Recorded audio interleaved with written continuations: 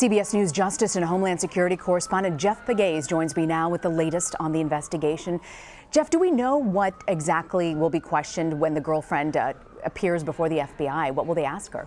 Well, they're going to try and figure out, fill in the holes here, the blanks that are missing in this investigation. And frankly, there are a lot of them because you still haven't answered that major question, which is why the motive for this mass attack, this mass shooting. And that's why she's so important here. She was living with him, his girlfriend, and they've been together for a couple of years now. And so she knew him. She was there in that Mesquite, Nevada home where he was accumulating all these weapons, some of which would eventually be used in this attack that was carried out from this 32nd floor room. You're seeing the pictures now in the Mandalay Bay Hotel. And so she has many of the answers that investigators are looking for. At least they certainly hope that she cooperates and she can fill in some of these blanks. And so perhaps soon we will have more clarity on what was going on in his mind, what was going on in that home.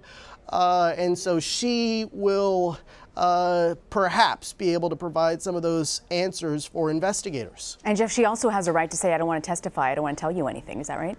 Well, yeah, of course, she has that right, and she has an attorney, according to her family members, so we'll see if she cooperates. I mean, if she doesn't cooperate, well, I'm sure investigators can take a different approach here, and they've, for the most part, they've held back.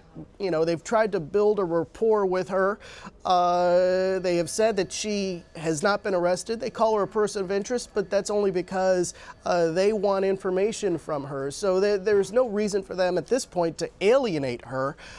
Because what they're hoping for is that she does cooperate and doesn't resist answering any of these questions that they have for her. But they have questions for her, and we understand that that interview is about to take place. We're so curious about her, and also that money transfer, Jeff. Do we know anything more about the money that Paddock transferred to the Philippines, which is where she was? Well, he sent tens of thousands of dollars overseas to the Philippines. At least that's what we're being told. And so was this part of his final plan? He was setting up for this final act, and he was giving away money. He was gambling.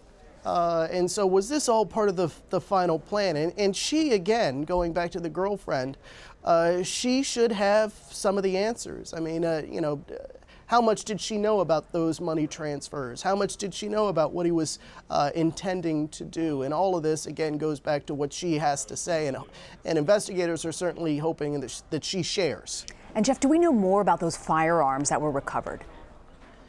Well, yeah, we're getting a better idea of how he gathered all of those firearms, 47 altogether, in all of the different residences that investigators have searched. And what we know from the ATF is that over the last year, he really ramped things up. He went on sort of a shopping spree in terms of building this stockpile of weapons. And so he bought, according to the ATF, 33 firearms over the last year. Between October 2016 and October of 2017, the majority of those firearms were rifles. And so over the last year, something happened, it seems, that he decided that he was gonna gear up and load up on these weapons. The question is, what was it? You know, what was it that caused him to go on this shopping spree and build this arsenal, this small arsenal of weapons that, and some of these weapons, of course, used in this attack. The details are just incredible, Jeff, and also that he had cameras inside to monitor the police. We'll look forward to more of your reporting later this afternoon. Jeff Pegues, thank you for joining us. My pleasure.